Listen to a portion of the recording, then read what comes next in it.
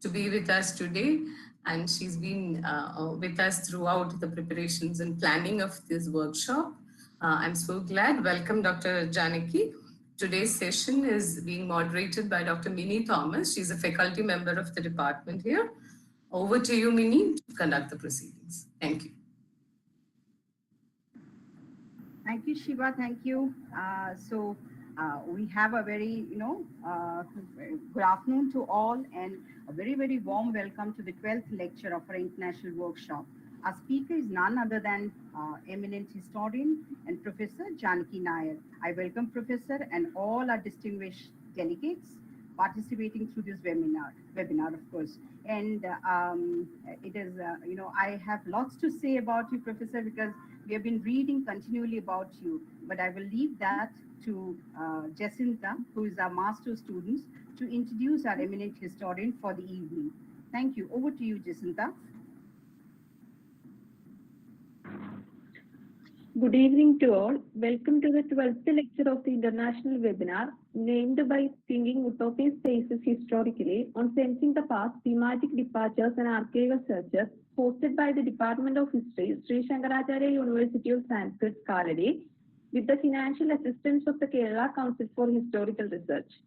It is indeed my pleasure to welcome the distinguished speaker, Dr. Janaki Nair, for the day, who is here to deliver the talk. Janaki Nair was a professor of modern history at Jawaharlal Nehru University, New Delhi. She did her PhD at Syracuse University, New York. Her research interests include social, political, and cultural history of Mysore or Karnataka, legal history, urban history, feminism, and visual culture. She was awarded the New Foundation Book Prize in 2005 for the promise of metropolis Bangalore's 20th century. She is also a recipient of Prince Claude Fund Fellowship, Netherlands, Sussex Fellowship, Netherlands, and John Savile Award, UK. She was a postdoctoral fellow at the Pembroke Centre, Brown University. Her publications include Mysore Modern, Reconceptualizing the Region Under Princely Rule, Miners and Milhans, Work, Culture and Politics in Princely Mysore, Women and Law in Colonial India, A Social History, and other edited works and papers. Welcome, ma'am. A warm welcome to all the participants to the lecture. Thank you. Thank you very much for that warm introduction. And let me start by saying a very big thank you to Shiva for inviting me to be part of this very, very important series. I think in these times, it is very interesting to see the kinds of lectures and series that are being put together. And I'm particularly happy that this has happened in a university in Kerala. And I'm really delighted to be a part of this series. Let me start with a word of warning, as it were, because I know that the other speakers in the series have more or less focused on the concept notes that Shiva had circulated and have addressed more directly the question of the archives. I'm not going to do that so much in this talk. The archive will come in a very marginal sort of way, and you will see why. And I thought that this is something that I would like to talk about, which has emerged out of my many years, decades, I should say, of teaching a course on the modern city and its predicaments and possibilities. So I'll start right away. I have a prepared text. As and when necessary, I will also speak and show you these slides that I have put together for this talk. Towards the end of his book, Good City Form, Kevin Lynch, the perceptive explorer and planner of urban form, spoke of the difficulty of imagining a desirable new society in a desirable physical setting, given the customary disconnect between those who imagined social utopias and those who designed physical ones.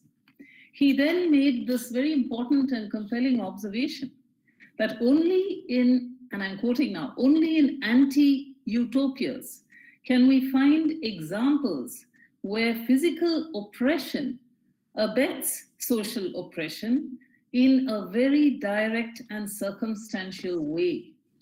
Hell, at least, is vivid and convincing. And he gives this example of having set some schoolboys a task of illustrating hell, and they did it with obvious glee. They didn't show the same glee in illustrating Utopia, knowing full well that his own recital of wishes, as he calls it, at the end of the book is woefully inadequate, even impractical. He nevertheless says that wishing is a way of finding out and of communicating, one method of learning how to act in the present. Utopian thinking is, as Frederick Jameson also put it, not so much the task of creating radical alternatives to existing societies, but, quote, the imperative to imagine them. My talk today takes heart from this suggestion that rethinking space and social relations, spaces and relations that might not yet or never exist, might help us in reaching beyond our dystopic present to fantasize about the good and virtuous city. We cannot deny, in the Indian subcontinent at least, our cities are indeed closer to Dante's Inferno than to any idyllic urban countryside. And there is a small cottage industry of writing that has developed over the last 30 years on the monumental failures of planning. So I return to ideas rooted in more than a century of restless experimentation with forms that combine the best of town and country to those historical thoughts and experiments, some of which did not even materialize, in order chiefly to ask questions about the resources with which these thinkers imagined new beginnings, and to what extent the experiences, the urban forms of the past, and indeed also their repudiation, structured the way in which the future was thought. Now, as I said to you at the very outset, my interest in reveries and fantasies from elsewhere and from afar arises out of a relatively significant silence that I have discovered over many years of teaching courses on the history of the modern city. The severe dearth of dreams about good city form and the links between built forms and new civic virtues in the subcontinent. This is not, and I should point out, particularly in a series like this, which is focused on the question of archives, this is not merely an archival silence. It is not just that we don't have the materials from which to reconstruct what we know has existed, but it is a historical absence, since it appears that while there were any number of people engaged in imagining literary and social utopias, think, for example, of Rokeya Shakawat Hussein's Sultana's Dream, ideas of redesigned space to invoke new ideas of equality and freedom, or a resetting of the most egregious of social relations, which in our context, of course, is related to caste and gender relations, were few and far between. It was, as we know, the squalor and the horrors of the city of the dreadful night, that is to say, the Victorian industrial city,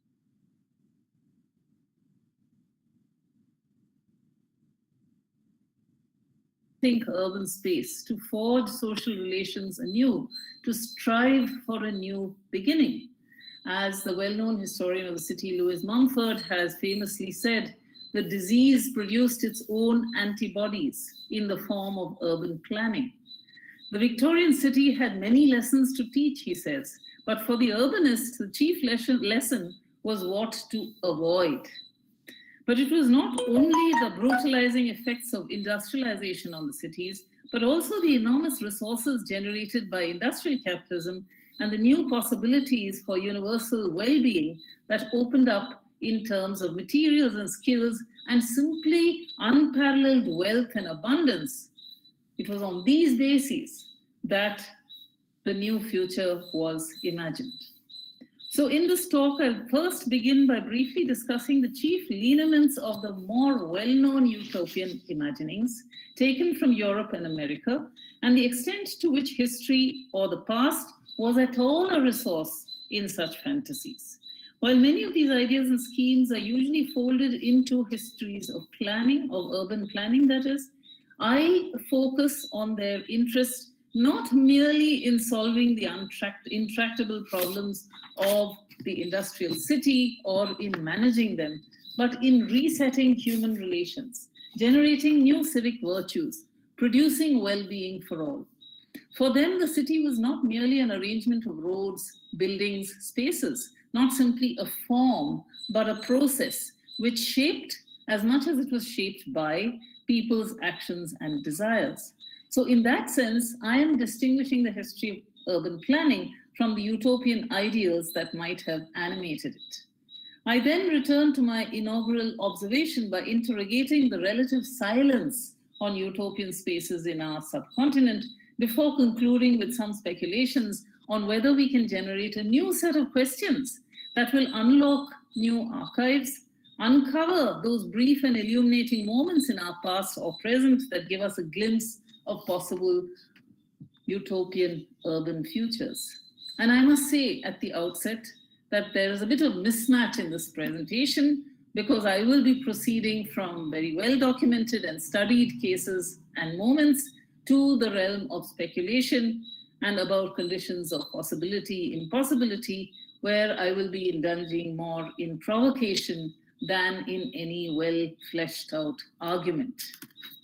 Okay, so let's begin right away to talk about utopias and dystopias and the range of responses that were generated, particularly in the 19th and the early 20th centuries. From the outset, thoughts about and the design of utopian spaces inaugurated in Thomas More's inaugural text, also called Utopia, were visions that were rooted in deeply moral and ethical questions about the inequities and the savage hierarchies of the contemporary.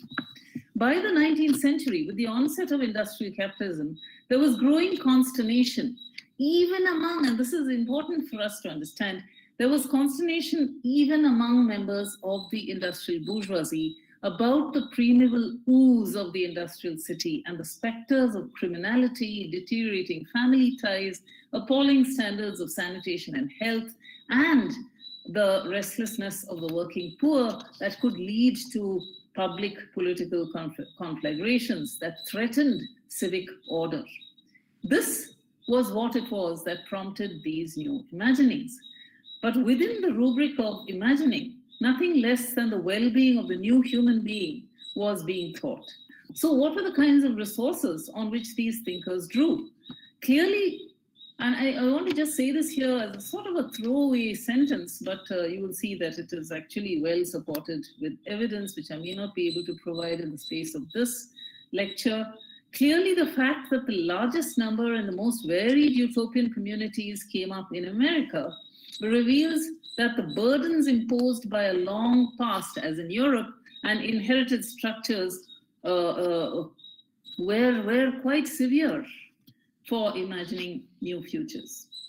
There were some common elements that bound the 19th century utopians. First, I'll just sort of enumerate them with a few points. First, there was a desire to recast the relationship between town and country from one of exploitative antagonism to one of cooperation, to heal, as it were, the radical estrangement between humans and nature.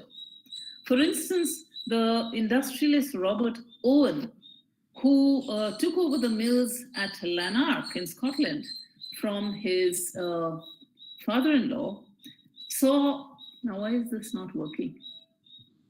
Sorry. Let me just get the PowerPoint.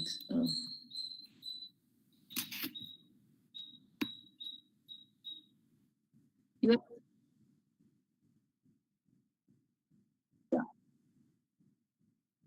Okay, right, thank you. For instance, the industrialist Robert Owen, who took over the mills at Lanark from his father-in-law, saw nothing but disorder, distrust, disunion all around him, and wanted to restore harmony, confidence, regularity.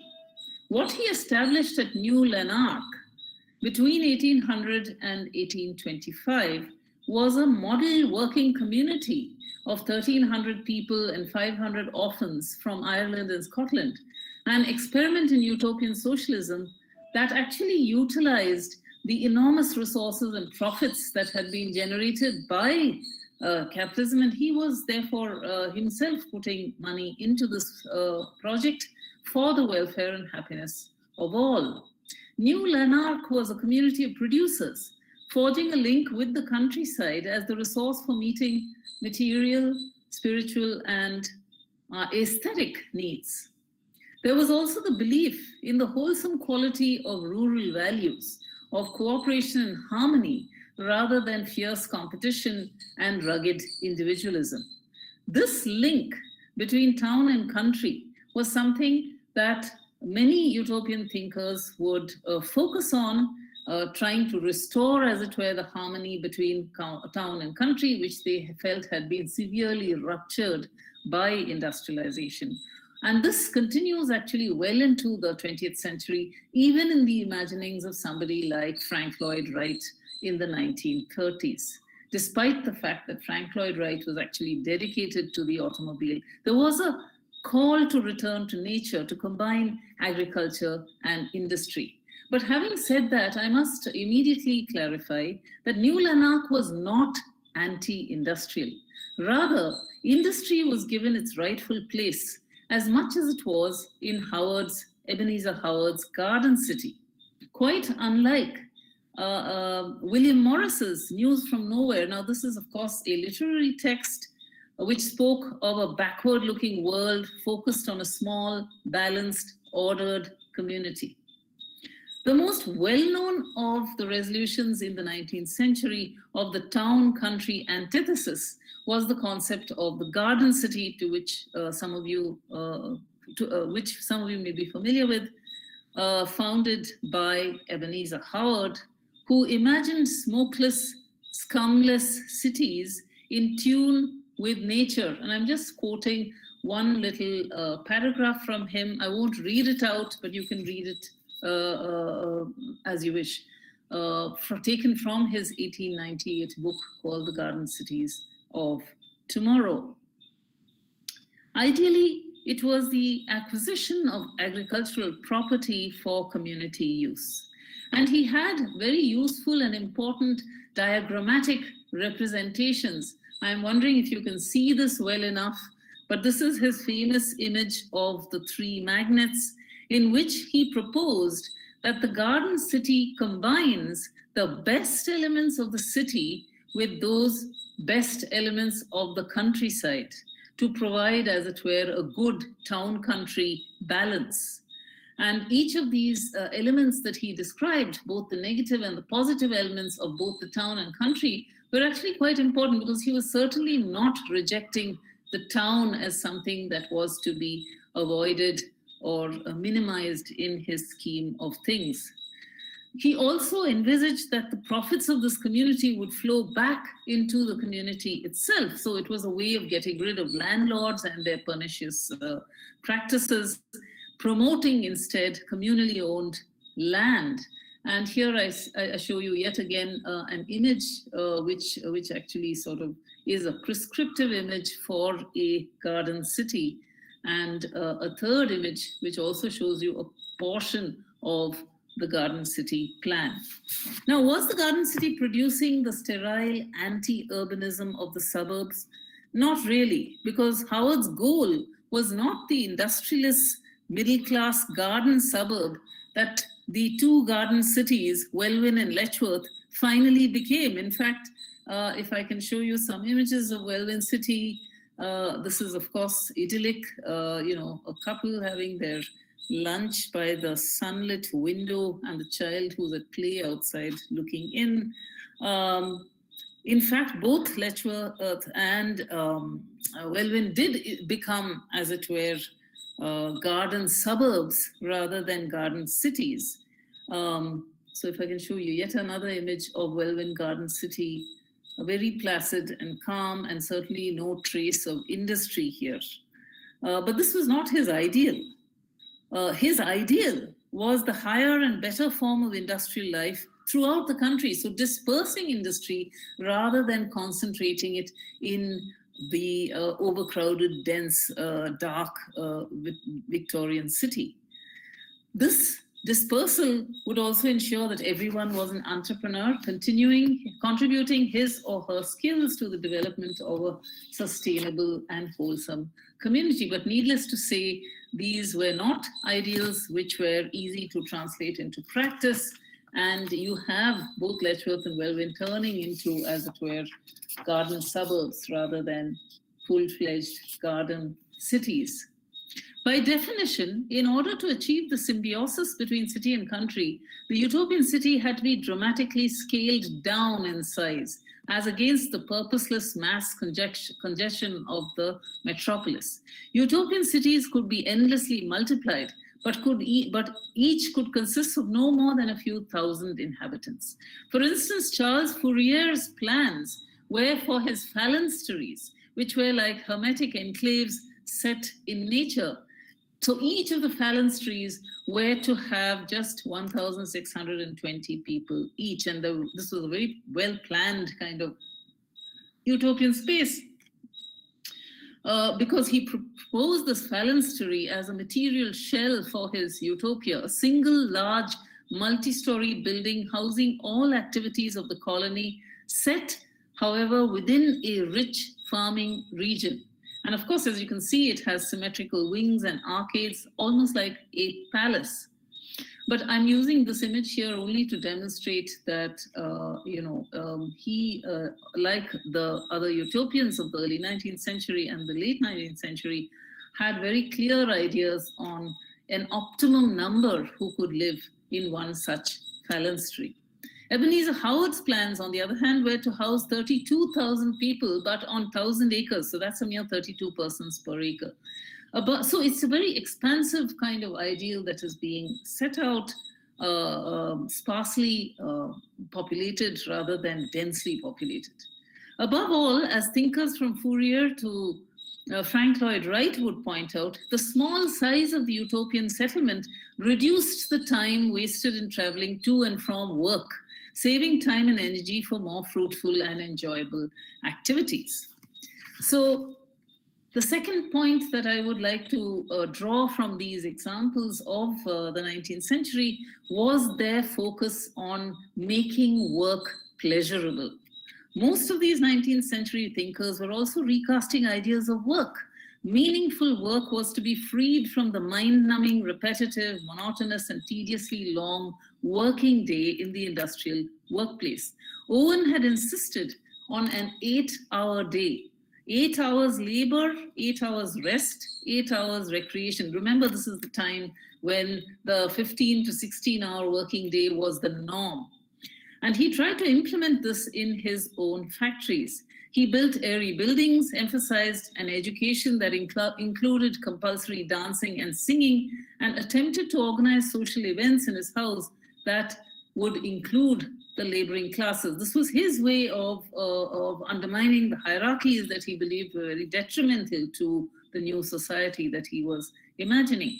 It's another matter that his disappointments in New Lanark led him to leave from the US in 1825 and start afresh a community called New Harmony, for which he found almost 30,000 acres of fresh, utilized land. Unfortunately, that experiment also failed, and he was soon back in England just a few years later.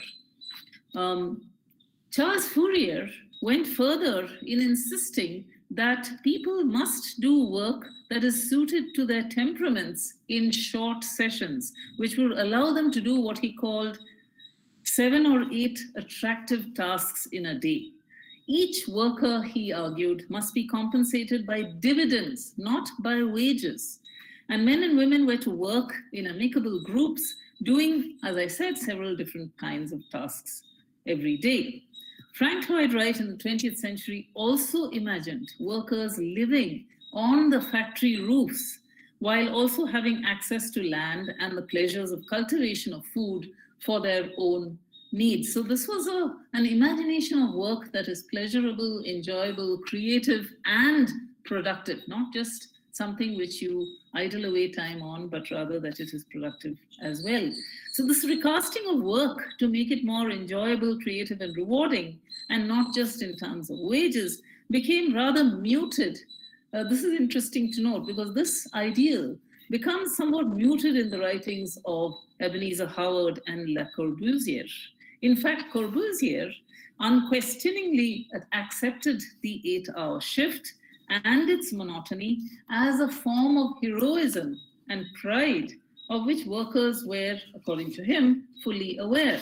For him, the central dilemma facing the architect was what the worker will make of the 16 hours of non-work time in surroundings that to him were less than conducive to living.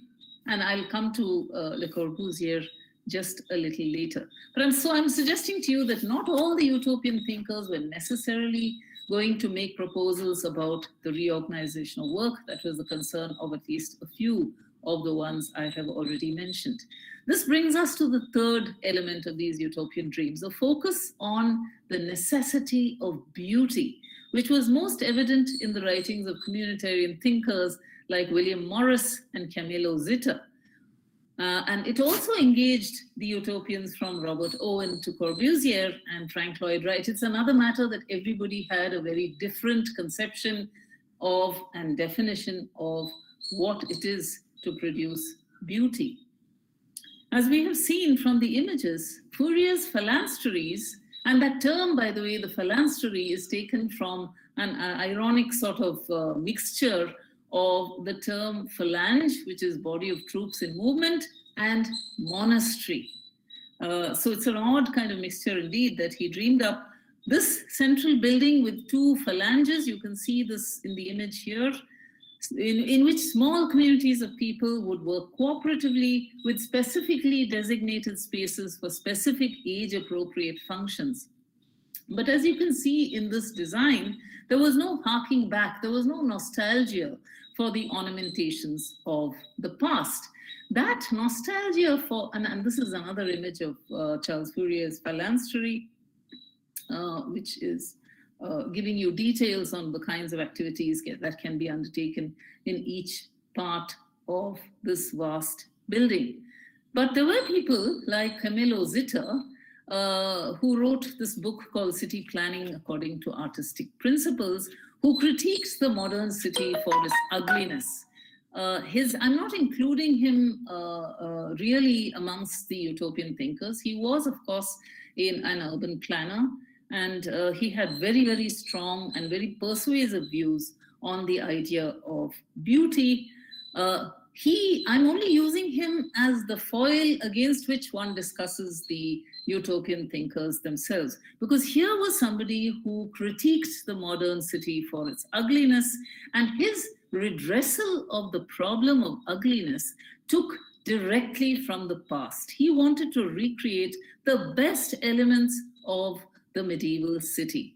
His effort was, that is to say, the medieval European city. His effort was, above all, to demonstrate that the requirements of the modern city, that is to say, ease of passage, transport, health, and sanitation, were not necessarily in conflict with the practice of art. So his idea, his interest was to actually combine what might be modern convenience with the principles of artistic beauty. And for him, the gridiron form was not only dull, it was positively dangerous.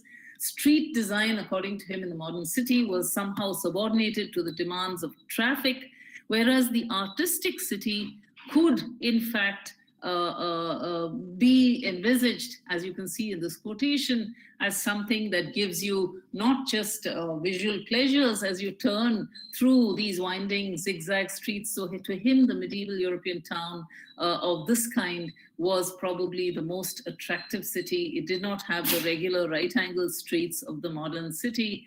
It was the pictoriality of the city that was his goal. although comfort was also important. So he privileged, as it were, the sudden looming into view as you turned the corner of a narrow street of something rather beautiful like a clock tower or a bridge or simply another kind of building. Therefore, to him, the irregularities of terrain, the existing waterways and roads, etc., should not be forcibly eliminated in the modern city simply in order to achieve this banal rectangularity, but instead should be preserved as a welcome excuse for crooked streets and other diversities. I'm, of course, citing from him here. But this was a rather extreme position, and certainly not one that was espoused by most of our utopian thinkers. Howard, for example, thought that beauty was already available to people in England in the form of parks and open spaces, but those spaces had to be administered in the real interests of the community, rather than remaining privately owned. And he said, and I quote, "There are in the country beautiful vistas, lordly parks, violet-scented woods, sounds of rippling water, but too often one sees those threatening words, 'Trespassers will be prosecuted.' Beauty was taken directly, in his case, from nature, and its cleansing ability, the promise of easy access to fields and parks, sunny skies, fresh air, and all that had become, as it were, a rare commodity in the jerry-built slums of the Victorian city. All these were actually available, except that they had to be now taken out of some kind of private ownership and brought back to the community as a community resource. This was his idea of what was beautiful and needed to be restored. Fourth was and this is an important aspect of the utopian imaginings, resetting of hierarchies, and especially here of gender hierarchies. Now, this idea of resetting gender hierarchies had found some space even within the imaginings of somebody like Robert Owen at the beginning of the 19th century in the form of collective kitchens, which were experimented with in New Harmony, which was his project in the United States between 1925 and 1928. But they did not go as far as Fourier's ideas. Fourier, for instance, believed in the release from the indignities and deceits of bourgeois marriage of both men and women. He saw the necessity of organizing space within the phalanstery to liberate sexual passions among the young and among men and among women as much as men, yielding space to an infinite human capacity for joy. No doubt the phalanstery was as much an unnatural arrangement, as we have seen from the images I have shown you, as the systems that it wished to replace, though its break with precedent was actually quite significant. The inhabitants of his new community, harmony was what he called it. Of course, Fourier's communities were actually never built, were to engage in free love, since he believed that it was the unnatural set of institutions and codes known as civilization. So it was a critique of Western civilization as he had experienced it until then that had led to repressing humans. Now, neither Ebenezer Howard nor Corbusier were as ambitious in recasting family life and the place of women in it. In fact, as I have already hinted to you, Corbusier's heroic male had to be enabled to participate in the patriarchally organized household without disturbance, and we'll see a little bit more of this shortly. The challenge to gender hierarchies and the radical reorganization of domestic and public space to ensure women more freedom reached its epitome in the work of feminist utopians, who, by the way, are usually ignored in these catalogs of utopian thinkers. Those who reconceptualized domestic life and space aimed to reduce the repetitive drudgeries of household labor For example, it was quite rightly asked who wished to approximately produce 1,095 meals per year, in addition to planning and cleaning up after that. As Dolores Hayden tells us, the dream of collective domestic labor had animated conversations of US communitarians for several decades before the mid-19th century, when they reached their full flowering. So the answer of some utopian planners in the US,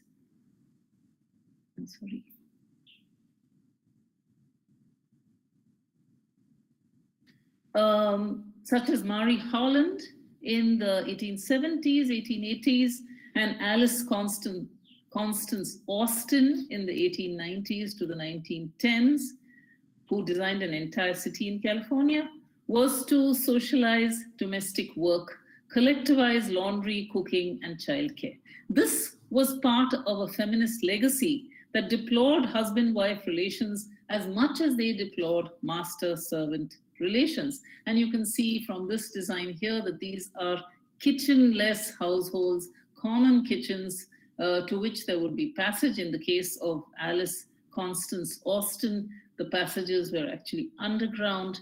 And remember, all this is well before the Soviet Union of the 1920s, where the family itself was expected to wither away as an institution until Stalin ensured that this did not happen. Now, this involved the design of kitchenless houses, though food consumption still remained a privatized affair.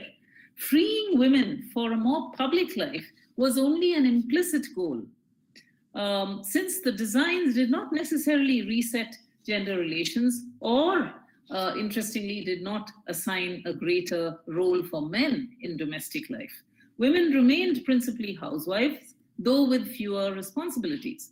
Some thinkers, and this included some women, I should point out, abhorred those women who were looking for a career outside the home. Let us remember that even the left-oriented Bauhaus architects of the early 20th century aimed for greater efficiency in housework by deploying the principles of scientific management to increase the efficiency of the household through the use of more domestic appliances, but only in order to free women for their roles as spouses and mothers. I'll show you, one or two more slides of the kitchenless home that Alice Constance Austin designed and is discussing with colonist Svetlana Del Rio in California in the early 20th century. This again was a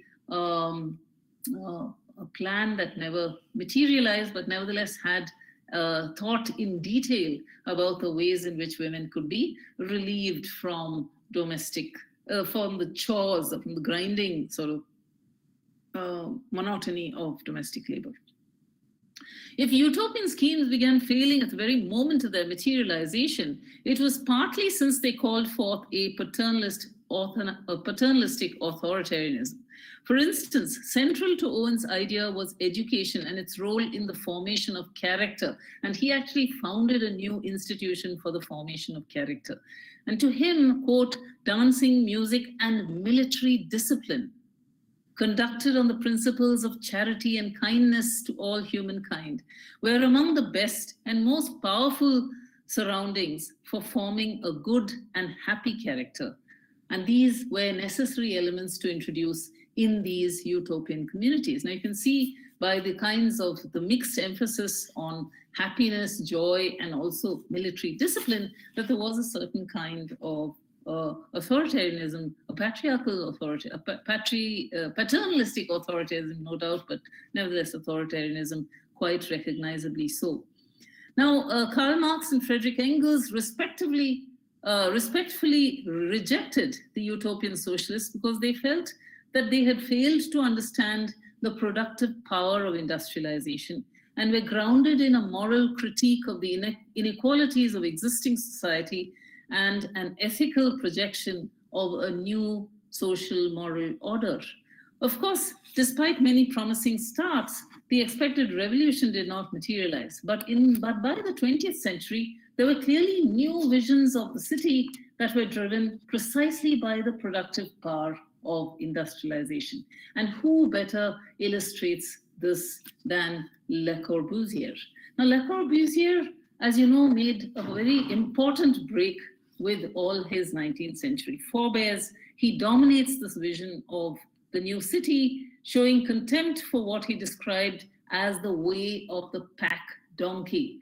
And you can see the contempt with which he describes the pack donkey as, and the pack donkey's path as defining the space of the old European cities, including places like Barcelona, Rome, and Istanbul in his list of places.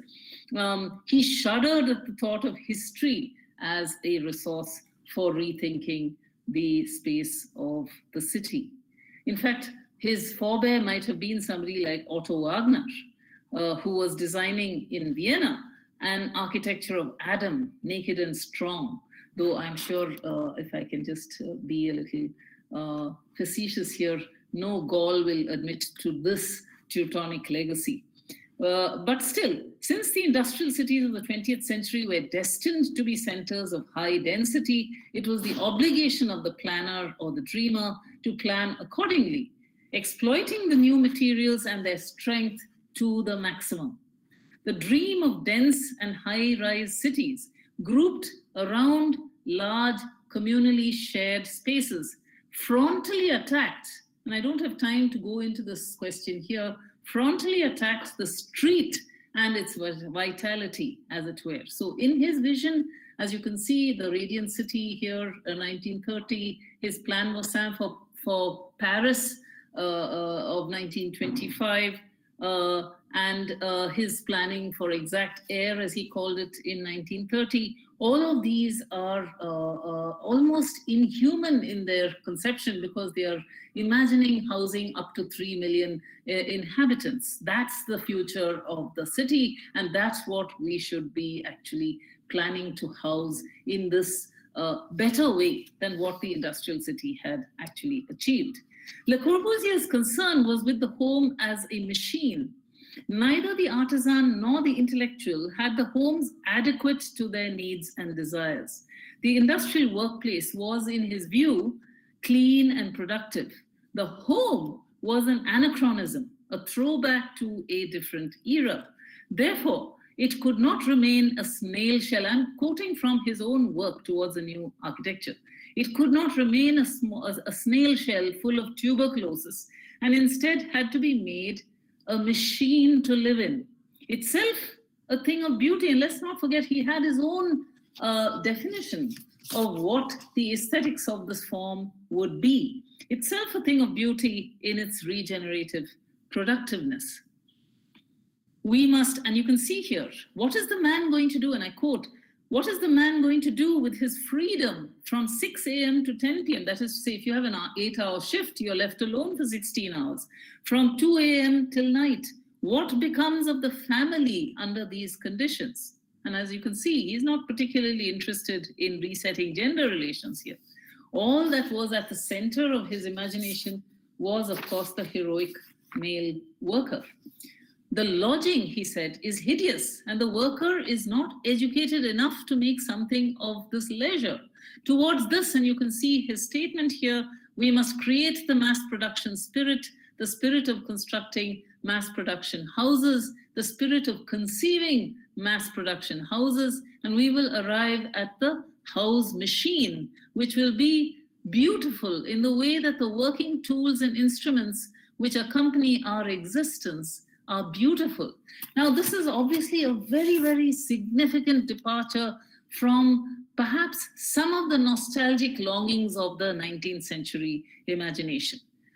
And you can see that he has also made a very, very powerful impact on on those who designed cities after him. Most notably Brasilia, but again, we don't have time here to go into that example. If Le Corbusier talked of the concentration of cities, Frank Lloyd Wright, building on the legacies of the 19th century utopians, was concerned with its dispersal, centered, however, on the car as an instrument of freedom. So now, if you will excuse me, I have to let the dog out because she will otherwise disrupt this presentation. So please give me a moment.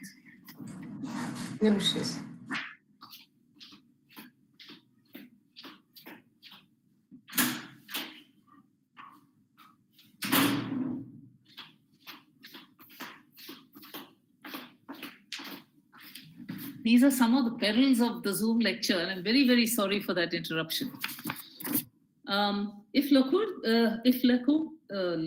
Corbusier talked of the concentration of cities, Frank Lloyd Wright was quite different because he was building on the legacies of the 19th century utopians, and he was concerned with its dispersal, with the dispersal of the city.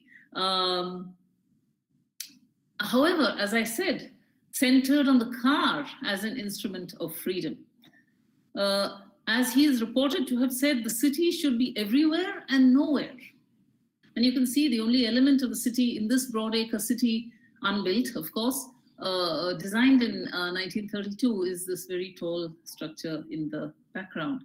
Broadacre city, designed in 1932 but never built, combined a decentralized suburban plan with a certain kind of new Jeffersonian conception of self-sufficiency and small-scale production. Every family would own at least one car, and concentrated urban areas would cease to exist. Distance would be annihilated by the speed and autonomy of the automobile. Each household was allotted 1 acre for home production, and many others would work from home. So this work from home concept, with which we are now becoming increasingly familiar, was also something that he had perhaps thought of as a liberating option in the time that he designed Broadacre City. Now, what I've taken you through today is a very small sample of the ways in which built forms were shaped or could shape human life and how they were imagined in the 19th and the 20th centuries. As I mentioned at the outset of this presentation, my own interest in this history has arisen from many years of teaching a course on the modern city and its perils and hopes. It has also arisen out of a certain curiosity, unfulfilled thus far, and I have to mention this in the hope that somebody in today's audience will be vigorously contradicting what I am about to say.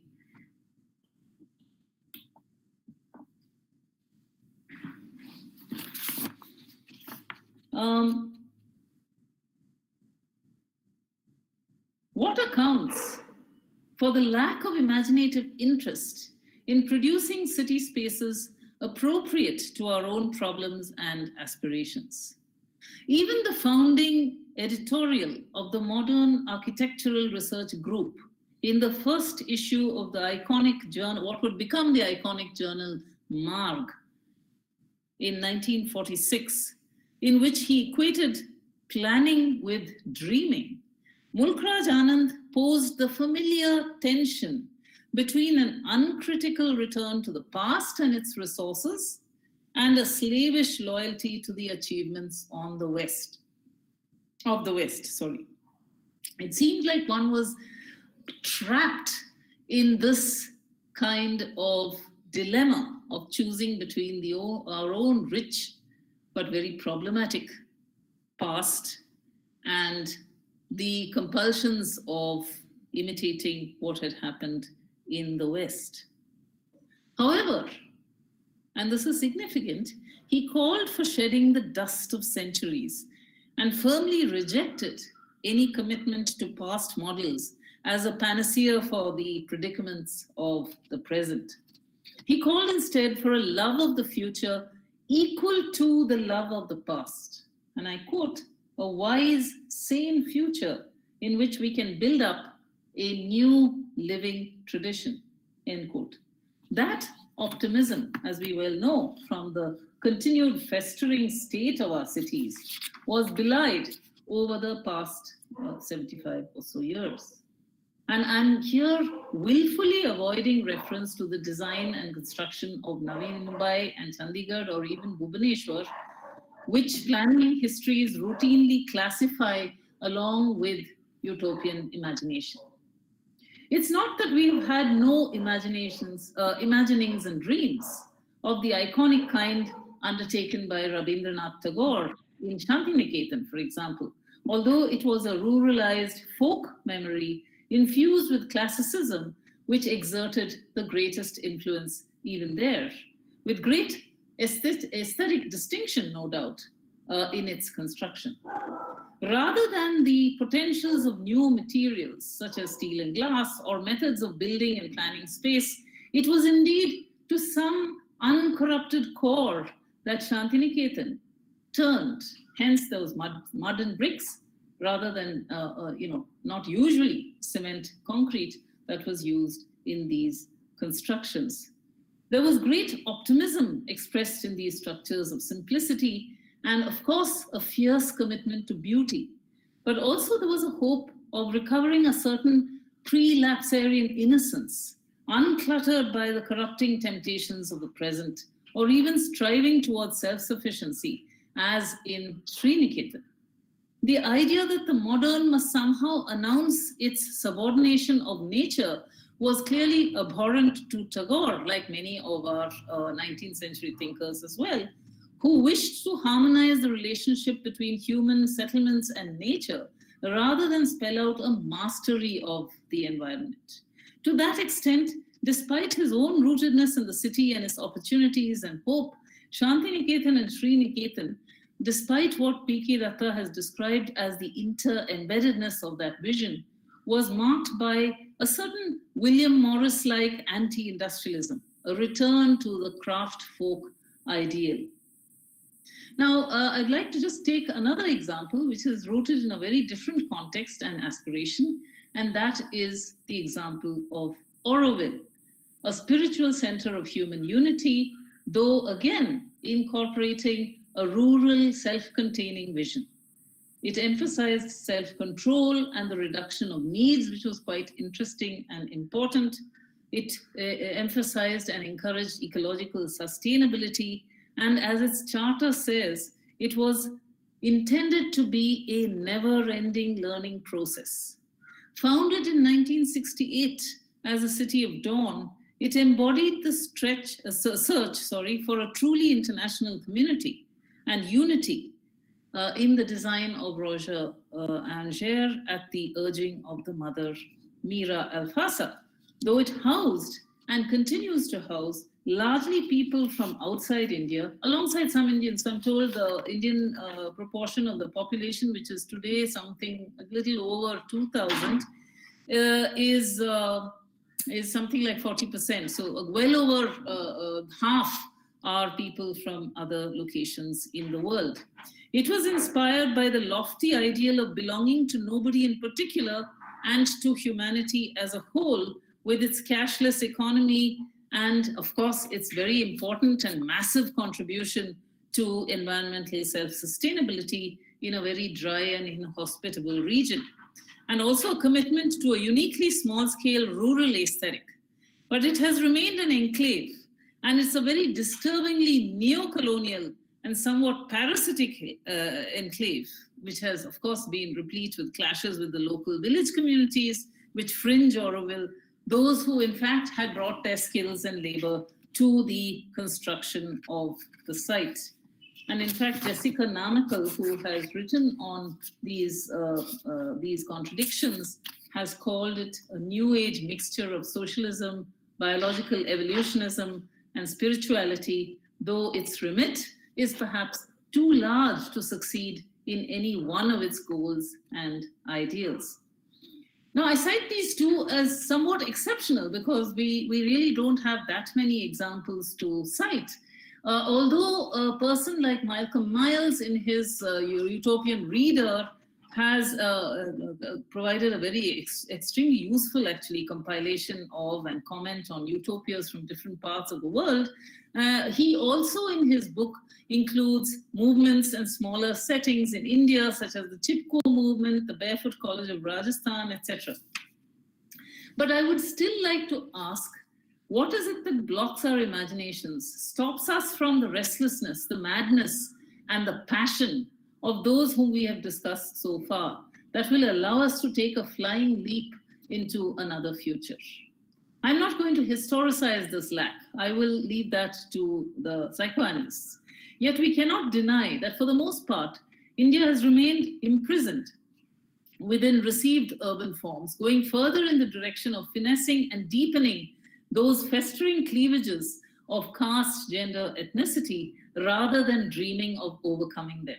We are all too familiar with the concept of the gated community, an Indian equivalent of the anti-urbanism of the suburb, where middle-class Indians have taken refuge from the intolerable strains of the contemporary Indian city.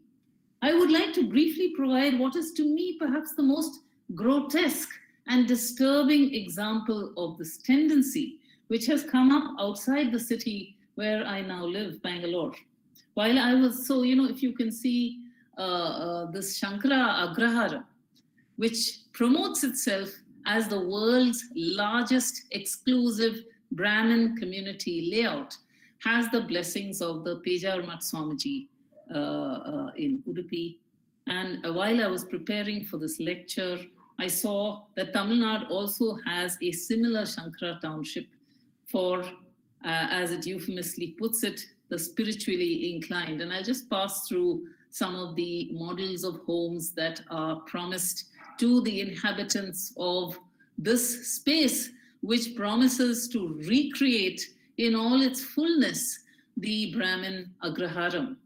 No word is mentioned of whom enables this and who maintains this, and how this purity is to be actually lived.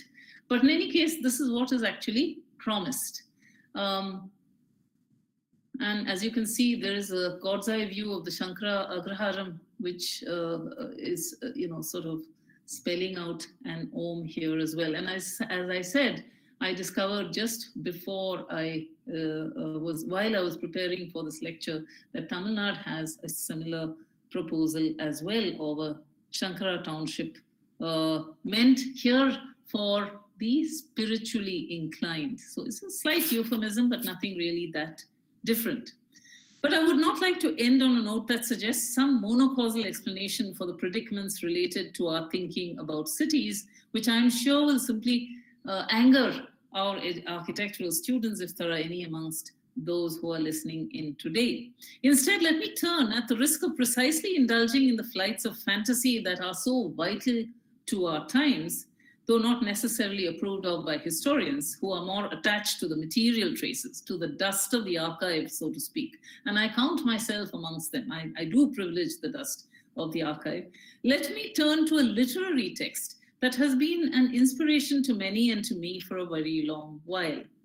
At the end of Marco Polo's magical conducted tour through 55 cities, with which he is mesmerized the great Kublai Khan, I'm referring to that luminous text, Invisible Cities by Italo Calvino. It is a troubled great Khan who asks Marco Polo about those, quote, promised lands visited in thoughts, but not yet discovered or founded. To which Marco Polo offers a very insightful response. He says, and I quote, "The inferno of the living is not something that will be. If there is one, it is what we already have. The inferno where we live every day, that we form by being together. There are two ways to escape suffering it. The first is easy for many. Accept the inferno and become such a part of it that you no longer see it. The second is risky and demands constant vigilance and apprehension. Seek and learn to recognize who and what in the midst of the inferno are no inferno. Then make them endure, give them space." I'd like to repeat that sentence. Seek and learn to recognize who and what in the midst of the inferno are no inferno. Then make them endure, give them space. This then is the task of the historian and the social theorist of our times. So I would like to end this by asking whether the archival silence or historical absence with which I began talking can be ended by asking a different set of questions, and what those moments are that can give us a glimpse, however brief, of what can and should be made to endure, for the future of humanity is at stake. So, what is it that we can find in the midst of this inferno that we can ensure endures, to give them space. I take 2 or 3 random examples from very mundane, but I think very profoundly meaningful moments. And I need not emphasize here that these are extremely subjective and personal choices. But if the point of turning to these examples from the past is to destabilize the present, to challenge and critique those structures and institutions that have been naturalized, that have been legitimized on the basis of old, comfortable worlds, then in these dissolutions, which I'm going to present 1 or 2 examples of, there are possibly new beginnings. The first, and this might, may even amuse some of you, is the odd even scheme that was introduced in Delhi in January 2016, repeated in 2017, and again in 2018. Now, there was a certain enforced abstinence of the usage of cars, of course. And at first, I have to say, I observed that in 2016, it was even strongly resented. Then in subsequent years, it was reluctantly complied with. And finally, I can say that I noticed people were actually welcoming it because it called forth ideas of cooperation in the form of pooling arrangements. It called for certain forms of abstinence from making unnecessary trips. It called for certain kinds of restraint, of course, resulted in relative cleanliness and declogging of the roads of the city. And finally, as I said, it also encouraged active public participation in its enforcement. So that's a rather, that's a very slender, small example that I'm giving of something that seemed to actually provide the glimpse of another urban order. The other 2 examples that I'm going to cite are actually of organized events which suddenly revealed the city for a completely different set of values and interests. The first of these that I refer to is the Kochi Biennale, which has been organized every 2 years in the city of Kochi, which, as you know, especially Fort Kochi, is actually a very decaying neighborhood part of the city, which has today been transformed through this art event, which animates the city, which recycles old buildings, which produces, as it were, economic vibrancy of a kind that had not been seen there for a while, and which importantly brings, art production to a very different kind of audience.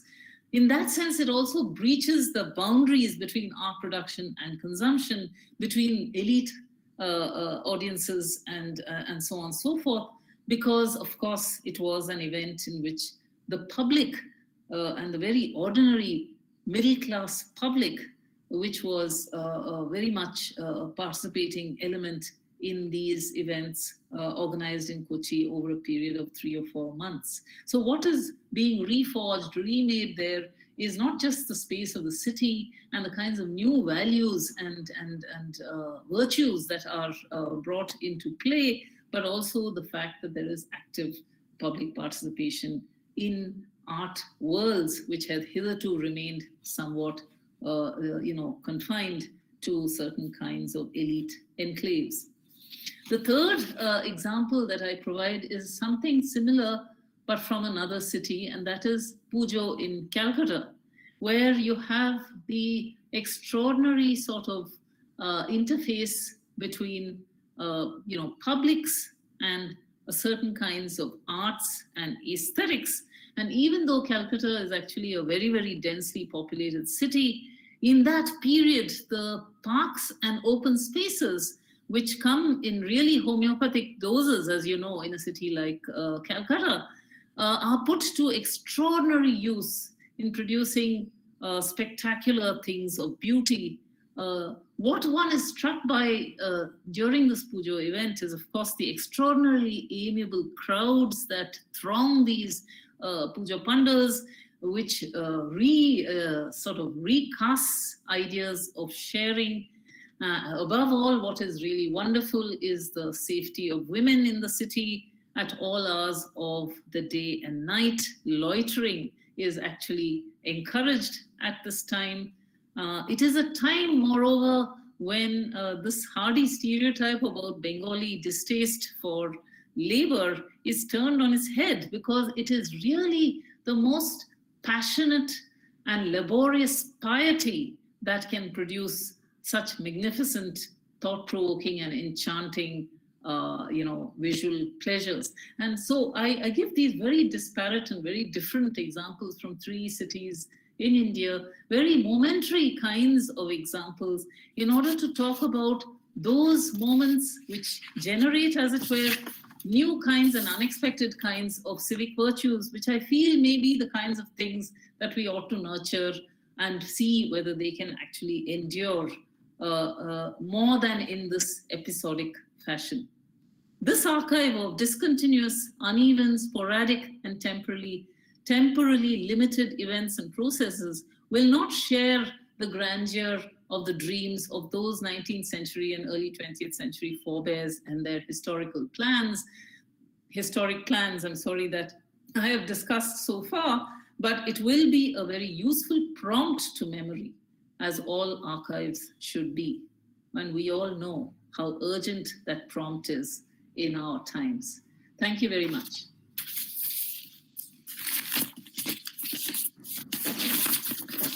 Thank you, Professor. Thank you, Professor. That was a wonderful presentation today. From Charles Fourier to 5 major points that you have talked about, it is indeed very, very fascinating, because especially your 3rd point and your 4th point, the 3rd point that focuses on necessities of beauty, and the 4th that was about, the hierarchy that you have talked about of gender. It's very, very interesting. Thank you for such a wonderful presentation that we had. And of course, we will be taking in questions that has come in the chat box. And if you want, I can read them out to you so that you can answer them. Thank you. Yes, please do, because I can't see the chat box. Yeah, thank you, ma'am. Yes. Can you please read the questions?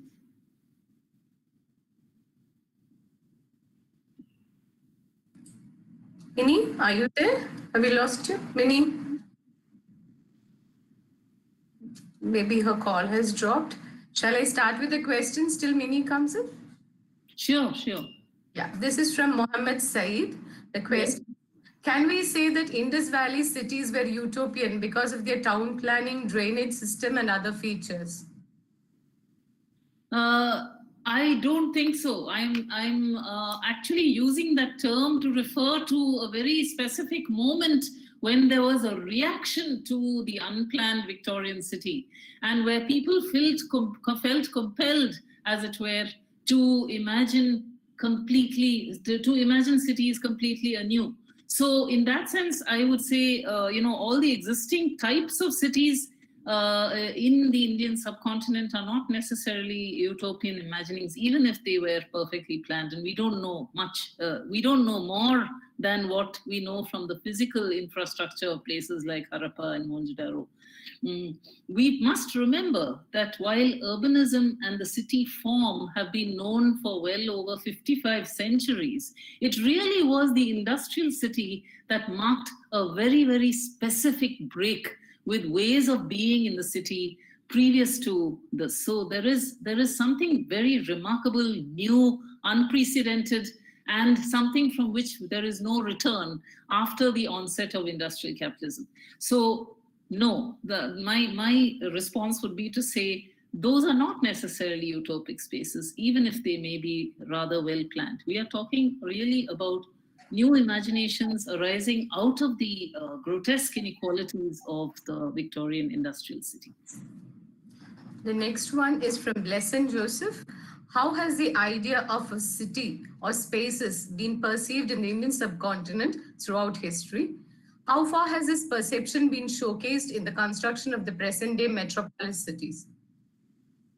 Those are both very, very large questions. I mean, there is a whole library of work on different Indian cities, which one would have to reference and probably have whole courses on. But there are various, broad kinds of, categories into which we can divide the cities as they have developed maybe in the last 400 or 500 years. The temple towns, of course, would be one such genre. The enormous port cities, which were enabled by British colonialism, are another specific sort of urban form that we are aware of. The administrative capitals are another kind of urban form with which we are now familiar. And of course, administrative capitals, particularly in the post-independence period, are a very specific and interesting urban form. We have also the wonderful case of Bombay, Ahmedabad, and Kanpur as examples of industrial cities, though they did not reach the kind of scale and size and importance that some of the Victorian industrial cities actually reached.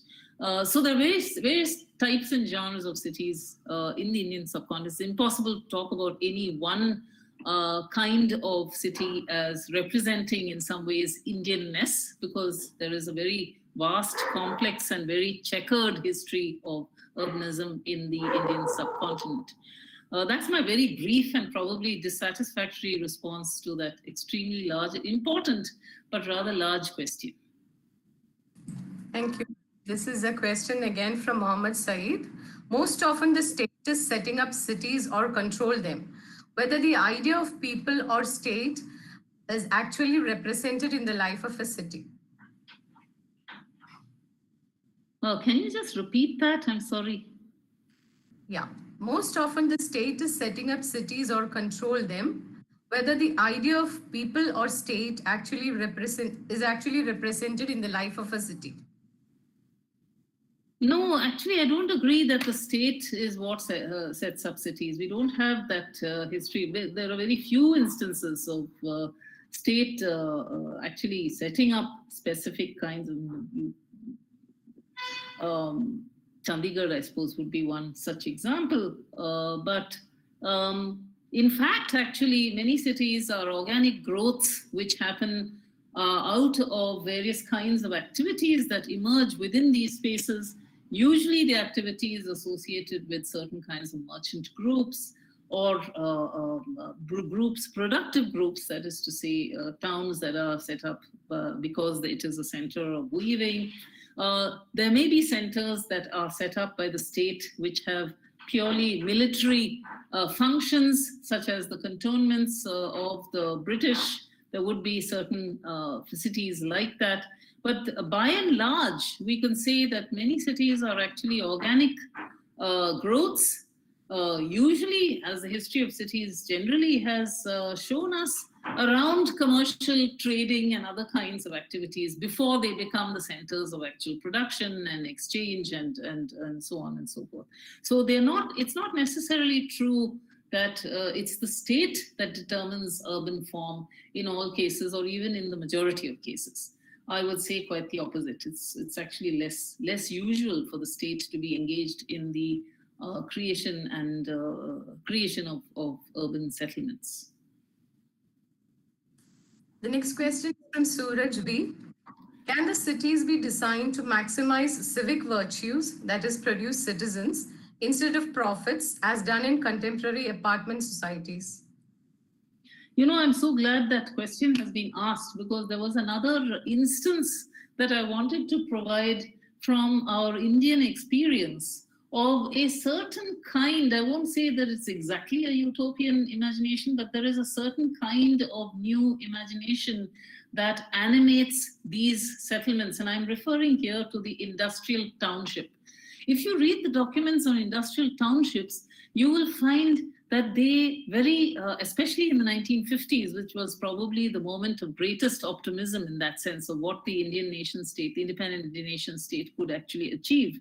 What was at the heart of these industrial townships was the hope that it would produce this new Indian citizen. And the effort that went into the design of the industrial townships to dissolve, as it were, the differences of language, the differences of region, the differences of ethnicity, and I would go so far as to say the differences of caste as well, were actually quite significant. And I think we have not sufficiently appreciated what the industrial township did in the 1950s and in the 1960s to produce, as it were, this ideal citizen. That is the language of those documents which are setting up these industrial cities. I come from a city which had industrial townships. I come from a city which has several industrial townships, ITI, BEL, BML, HAL, and so on and so forth. And it is very interesting to see that the language of these townships is actually saturated with the optimism of producing this new citizen. In fact, these townships are described in some documents as universities, as places of learning, because what is being learned is precisely what you said, new civic virtues and ways in which you can be a patriotic producer. So, this is all encouraging people to actually produce for the nation.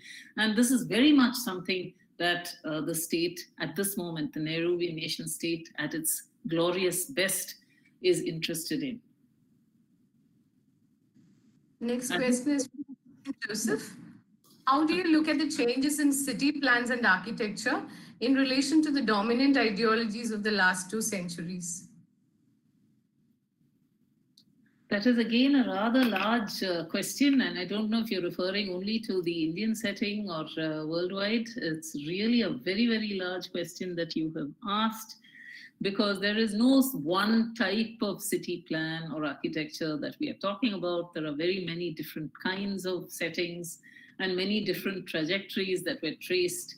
Some in response to, I've discussed this at length today, I think some in response to the problems of industrialization, but there were other kinds of city designs that emerged out of anxiety and concern about political insurrection. The city of Paris, for instance, was completely recast in the 19th century, in the middle of the 19th century, to become what it has become today, as a consequence of this extraordinary anxiety and concern about political insurrection, the insurrectionary mob.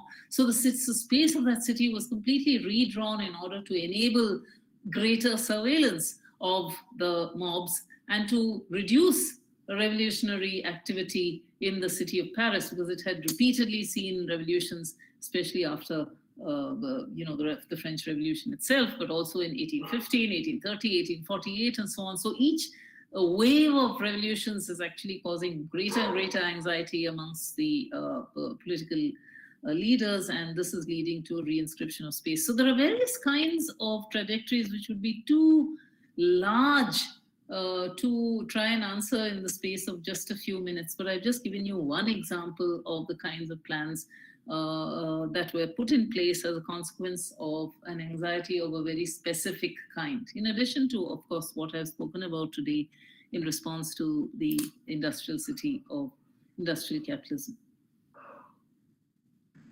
This one is from Rennie Thomas. Thoroughly enjoyed the lecture, Professor Janaki Nair. I'm curious to know about the place of gods and religion in these utopias. Did religion play any role in either designing these utopias or as an insight of these utopias? Especially curious to know about the European examples you have discussed. That's a very nice question, and thank you for raising it, because actually one of the interesting things about these examples that I have provided is that they were actually, I won't say anti, but they were certainly non-religious. There is a certain kind of spirituality that is called into place, but the spirituality to which one is referring is, of course, a certain kind of bonding with nature, a certain kind of respect for nature, rather than subordinating nature to human control and so on and so forth. But there is actually, that is a very interesting thing. There are religious utopian communities as well, which I have not discussed at all. But there is, at least in these examples that I provided, no specific reference to the needs and demands of religion that have been accommodated in these designs and spaces.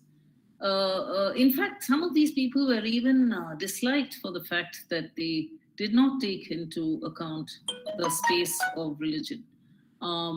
But now that you've drawn my attention to it, I will have to go back and see exactly what the attitude to religion was. Whatever documents I have read do not seem to suggest that there was any sort of direct engagement with the needs of people for a space for reflection. There are of course halls for reflection, gathering for peaceful activities and so on and so forth. But I'm not sure whether we would then characterize those as religious activities. Perhaps even places for worship, but not necessarily designated or rather sectarian kinds of forms of worship. So, however, here I'm not going to go further than this, because your question prompts me to go back to some of these materials to actually find out the answer, the correct, or rather the fuller answer to the question that you have raised. The next is from Tapati Guha Thakurta. Now that the idea of a return to nature and life in an idyllic green landscape is a dream sold to the rich and affluent of cities, we must also consider the way architects and urban activists are trying to conserve old, congested and dense lived spaces of historic cities. Can crowd density, old, crumbling neighborhoods and public communitarian life within the city be recovered as a value and necessity in itself? Can we decentralize the importance of beauty and open spaces? Thank you for that lovely question, and it really does set me thinking. I think you're absolutely correct. We don't have, I presume here you are talking about the subcontinent, because actually the preservation of the denser medieval portions of cities, etc., is happening rather well in places like, for example, Western Europe. We do not have respect for those urban traditions in our Indian setting. I think the relentless logic of urban construction in India today is definitely one that privileges or sells, space by the square foot rather than giving any attention to historic value. So there is definitely something that needs to be thought about. At the same time, you're right. In terms of living spaces, there is an emphasis, and there has been an emphasis, perhaps an overemphasis, on the necessity and importance of open fields and open areas and gardens, parks and spaces, which are of course only meeting the demands of very, very small and specific sections of the Indian population. But if I can counter your question with another kind of thought, because what I have found when one goes on these tours of the denser neighborhoods, most recently or denser neighborhoods of Delhi, but I have done this in Bangalore too, is the complete lack of connect between people who actually reside in these spaces for the historic value of those spaces. To the extent that there is interest in preservation, renovation, creation, giving value, as you said, to these kinds of historic spaces, most of it is coming from, I would say, outside. That is to say, from conservationist historians, people who are interested in retaining and preserving this history. It has not necessarily come from people who are actually living in these spaces, unless it's a space which is of some productive value. I'm now speaking of the Bangalore Old City area, where there is a large number of pit looms and where there is, activity associated with the artificial silk industry, which gives value to those spaces in their inherited sense. But that's not because they're necessarily interested in that history. It's because it continues to have commercial importance and value to the present day. The minute that commercial importance and value in those existing forms declines, I don't think we'll see an interest in even preserving those kinds of spaces. So you can still, in the old city of Bangalore, hear the clack of pit looms and so on and so forth, and see those structures and so on and so forth. They are preserved by people living there, but that is because they have no other options. The minute they have some other option of turning that into more productive real estate, I don't think we will see the same kind of value being attached to actually residing in those spaces. So there is something about the necessity of doing that, but usually that impetus has come from outside. It has come from historians, it's come from conservationists, from societies that are interested in heritage and so on, not necessarily from people who are actually residing in these spaces. I don't know how we will produce that interest.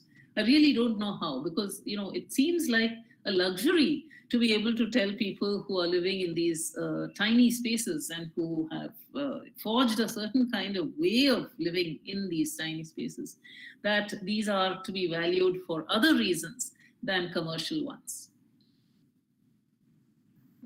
Thank you. The next one is from Givargis AM. With reference to your formulation of the utopian city, how would you annotate the neoliberal incarnation, the smart city? Government policy documents invoke the smart city in utopian terms. Is this a hegemonic model that blocks imagination, to use your phrase? That's so interesting you said this, because actually that is one of the slides that I dropped from this presentation. I was actually going to show you the example of Dholera, because of course it is described as a utopian space, because it is, of course, being, as it were, built from scratch, and it's being designed as the smart city.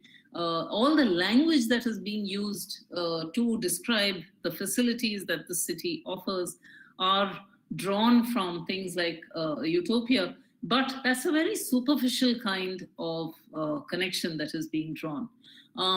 There is rather wonderful work being done on Dholera by scholars, geographers like Ayana Datta, for example, and they have shown not only the very sort of exploitative ways in which land has been taken over for the creation of these spaces, but the very deliberately skewed kinds of priorities of these spaces in enabling certain kinds of activities, which are, of course, touted and promoted as the most important kinds of activities in a city like this.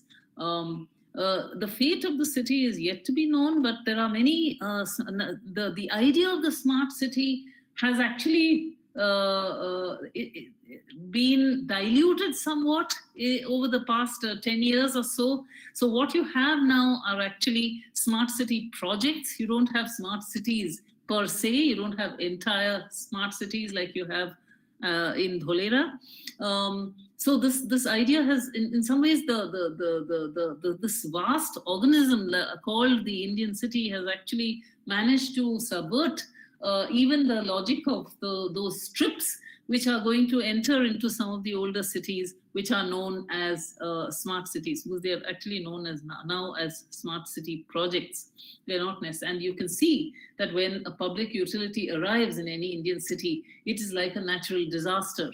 So there's nothing smart about it, although that is the term that is used to describe these locations and these facilities that are enabled by these developments.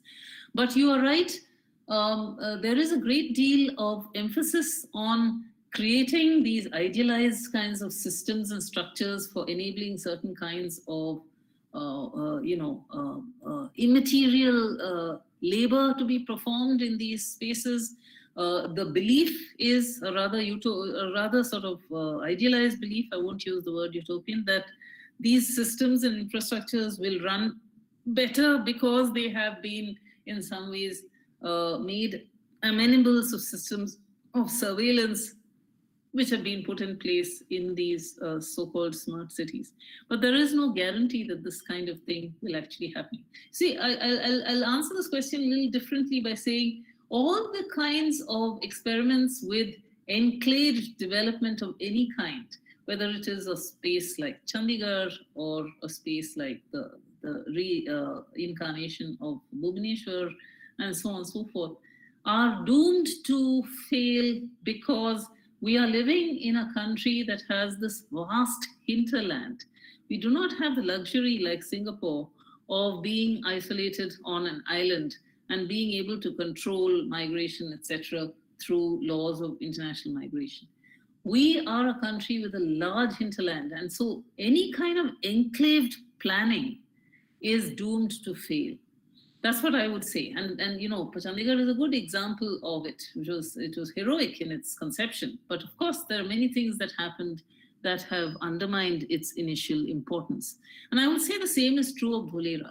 So, you cannot have a completely, unless it's going to be a completely walled, almost like a medieval European town, a walled space into which certain kinds of people will simply not be allowed, which has so far, thankfully, not yet been put in place in the cities of India, although there have been occasional demands for that kind of constraint and restriction being placed on migration into the cities off and on. It's been there since the 1960s, that kind of demand.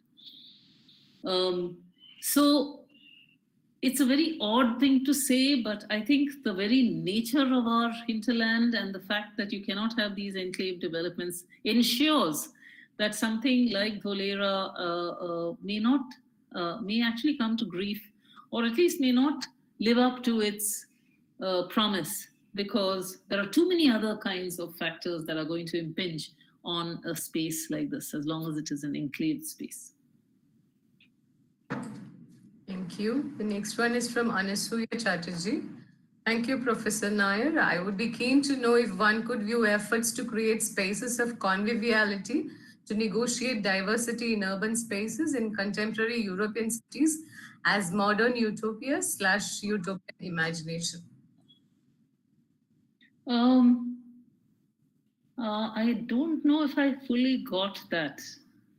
Are you saying creation of spaces on the lines of what is happening in Western cities? Is that what your question was? I'm not sure what your question was, actually.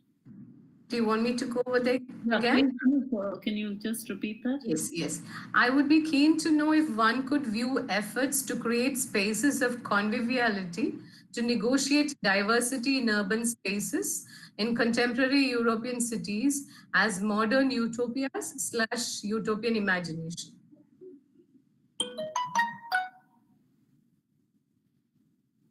To be frank, I'm not sure what exactly you're referring to, the spaces of conviviality. Are you saying they are things that should be thought about, or they already exist? And whether they, I would certainly not call them utopic spaces, not at all. I think when we are speaking of the utopian imagination, as I have done in most of my talk, I am referring to very specific ways of understanding space in order to produce new human beings. Now, encouraging conviviality, while it's of course a very laudable goal, is not necessarily something which is, producing new kinds of human beings, producing greater, well-being of the kind that requires you to redistribute, commodities, services, and so on and so forth within the space of the city. So I'm not sure that simply having certain kinds of arrangements within cities for greater meeting and for enjoyment and so on and so forth is necessarily something that can be categorized as utopian. I'm using it, therefore, in a rather narrow and very specific sense to refer to this wholesale transformation of spaces for generating completely new kinds of social relationships and so on. I don't know if you're referring to any specific example, because that would, of course, certainly help in answering your question. But as a general fact, I would not say that they are necessarily utopian. There are two comments in the chat box. Since you can't see the chat box, I'll just read it out. One is from Tapati Guha Thakurta. Thank you for bringing the Durga Puja example in. And the second is from Sanal Mohan. Great presentation, wonderful listening to Professor Janaki Nair and learning from her. Thank you very much. Yeah, there are questions? Yes. Then the next question is from Sandhya Devishan Nambiar. Thank you for the lecture, Professor Nair. I was wondering if we could read historical sentiment with respect to the city and the outsiders to it.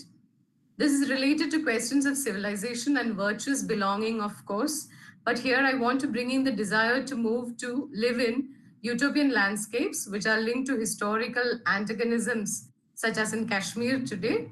How does public emotion operate together with the kind of publics promised by the future city? Yeah, it's also a rather large question, but is it? Let me see if I've understood some of it correctly. I think the question seems to be that it seems to be asking about the promotion of certain spaces in a country like India, and most recently, of course, the promotion of places like Kashmir as a place to which all Indians can now migrate for the purchase of real estate. Whether that's a promise of something utopic. I hope I've understood you correctly. It was rather a large kind of question. But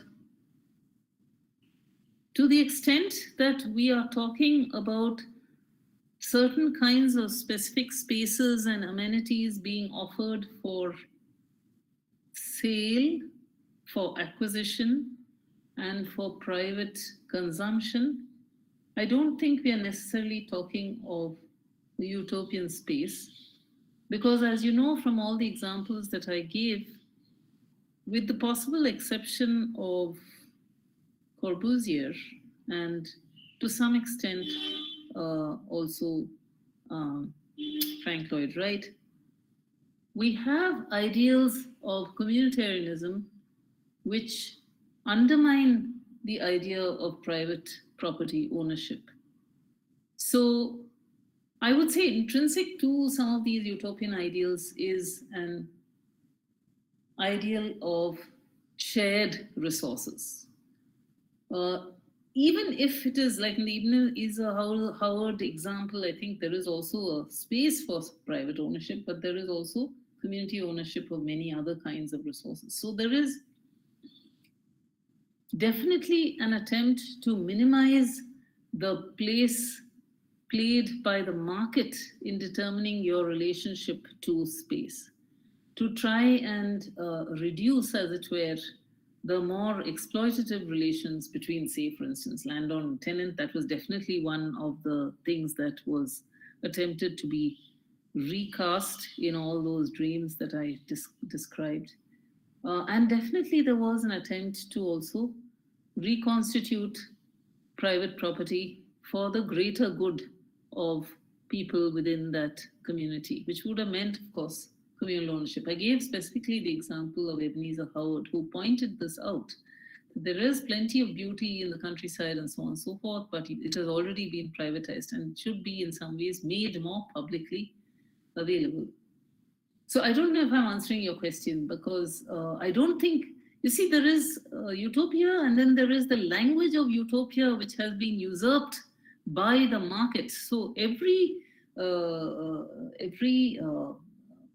what do you call it, gated community, or every specific sort of private building settlement definitely tries to use the language of this rural idyll and the setting which is in some ways removed from urbanism. That's why I use that term. It's almost anti-urban, if you like. It is trying to in some ways negate the reality of the Indian city in the kinds of facilities, amenities, and so on and so forth that it offers.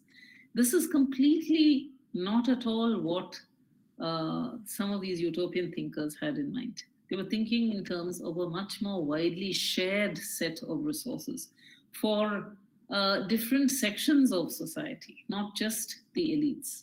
Whereas, of course, most of the examples that have been brought up in the questions have to do with the interests and demands of the elites. Jinish, Shiraz, Shinoy, and Suraj, thank you. Thanks you for your excellent lecture. The next question is from Edgar de Mello.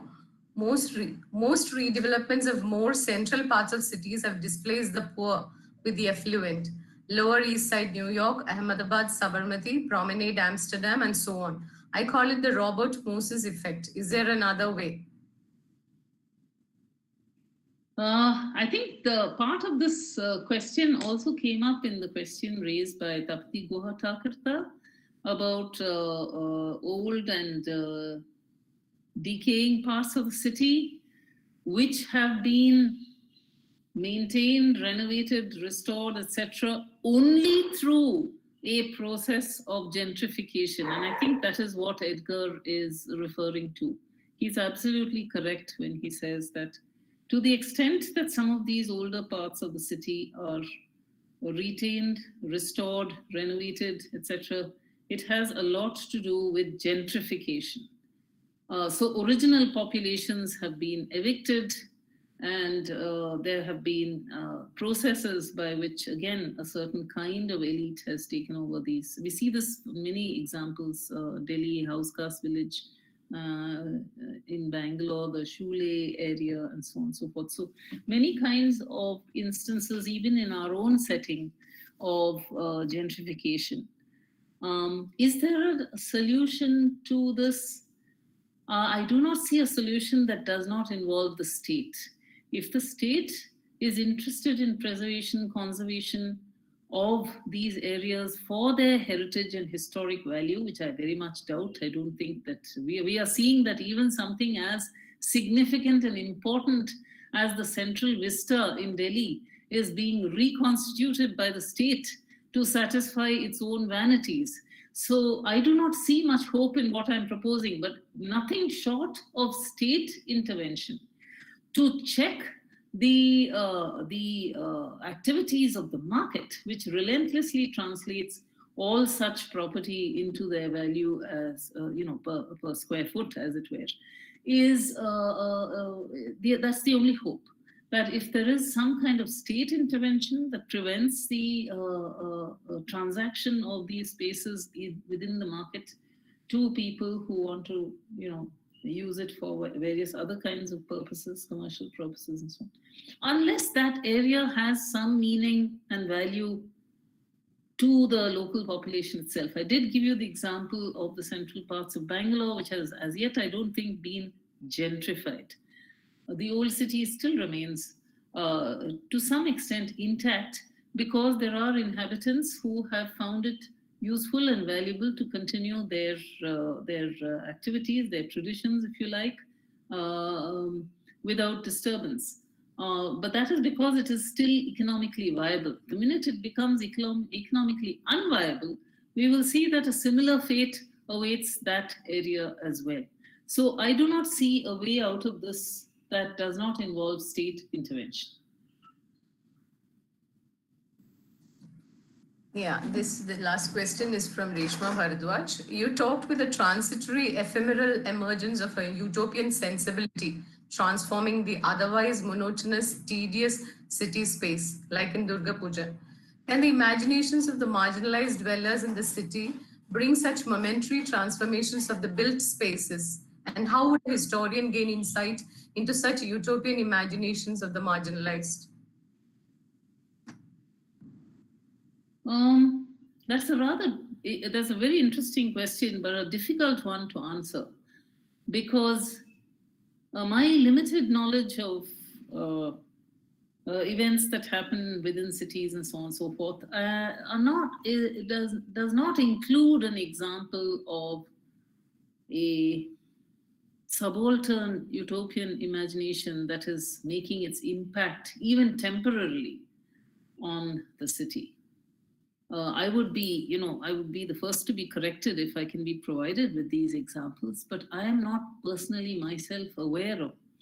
There are these temporary occupations of city space by festivities of a more subaltern kind, whether they are religious festivities, whether they are funeral processions, whether they are political events. There are all kinds of occupation of street space at different times, and we know how tedious also this can become in terms of, you know, people's otherwise normal activities. So I do not know of a comparable experience to puja in Calcutta that actually transforms city space from below in a way that would, you know, involve or include vast numbers of the population. I'm not aware of any such example. Maybe we can take the example of Ganesh Utsav as something that has a more plebeian origin, and also similarly occupies the spaces of the city of Bombay, for example, overlaid with political and other kinds of intent.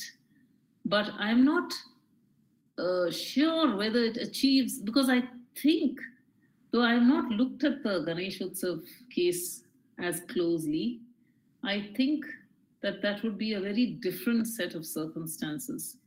A more, I would say, go so far as say perhaps even more masculinist kind of celebration, the Ganesh Utsav, compared with, say, the Durga Puja. And, you know, it's, there's a certain kind of hyper-masculinity that is on display even in places like Bombay. But this is just, I'm talking very superficially now. I do no deep knowledge of that particular example that I'm providing. But that could be one way of thinking about it. But, you know, I would welcome these examples to perhaps to be able to evaluate what they, what promise they hold of offering something that actually is possible to take up as a more enduring kind of, as a more enduring value, so that, you know, it doesn't remain just ephemeral, transitory, and temporary. That was the last question. Minnie, are you here? Are you back? Can you take over? Minnie? I guess she's still not back. The call Yeah, has- yeah, Yeah, I could, you know, like, thank you so much for this presentation. I think, Shiba, I do have some problem with this mic. So can you, you know, I'm giving it back to you. Okay, you take over. Thank you, Minnie. That was a wonderful session. That is really brilliant to have you here. And in the discussions, we had more to hear of what you had to say. Thank you so much for being here, and thank you all participants for being here today. We're also glad that we could also have your dog in the present. I think that's how spaces get refigured again. I have to say, this was my first Zoom lecture. So, I mean, I'm doing some classes online, but it's not the same thing. So I thank you for this this opportunity, and also I do apologize for that interruption. No, that is fine. It's part of life. You know, these are some of the drawbacks of being at home, I suppose. You know, this is some of the yeah. But thank you very much. That was a very lively session. Thank you, all those of you who raised questions, very thoughtful questions, which have made me also rethink some of the things that I have said, and will force me to go back to the material to be able to answer them more fully. So thank you for those questions. Thank you so much. Thank you all. Bye. Bye.